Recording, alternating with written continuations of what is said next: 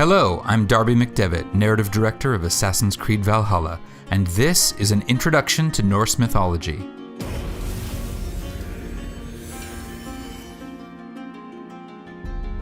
Assassin's Creed Valhalla takes place in an era that marks the gradual transition from the pagan religions of old Europe to modern Christianity. In England, where most of our story is set, the Christian faith has recently gained a firm foothold, but there are still many pagan religions flourishing. Most notable of these is the pantheon of gods worshipped by the Norse people who lived in the regions we now call Norway, Sweden, and Denmark.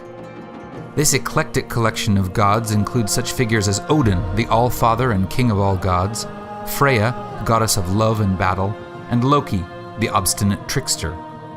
For all the Norse characters in our story, including our protagonist Eivor, these gods and the stories about them constitute a living religion. They offer comfort and wisdom to the men and women who take them seriously. But these were not gods who offered revelation or promised salvation. Similar to the Greco-Roman gods, the Norse gods were not paragons of virtue, nor were they beings to which anyone should aspire, for they were as changeable as the seasons and as unpredictable as the weather. In the Norse conception of reality, the world was broken up into 9 realms, with Asgard being the home of the most important gods.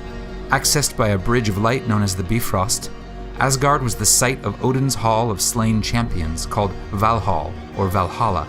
This was the final resting place of all warriors who died bravely in battle, weapon in hand, and whose reward it was to remain at Odin's side, drinking and warring until the coming of Ragnarok, the battle at the end of time.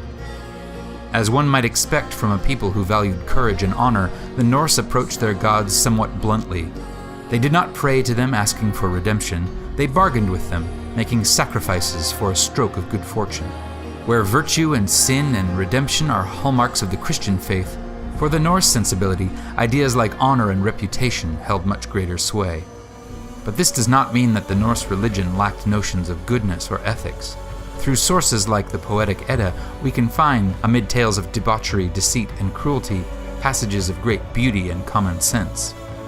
In a poem called the Havamal, ostensibly written by Odin himself, we find this verse: "The unwise man lies awake all night, pondering everything over and over, and when morning comes, his mind is weary, and his burdens have not yet lifted."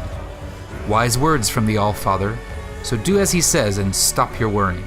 Get a good night's sleep and rise refreshed, for the gates to Valhalla will soon be open.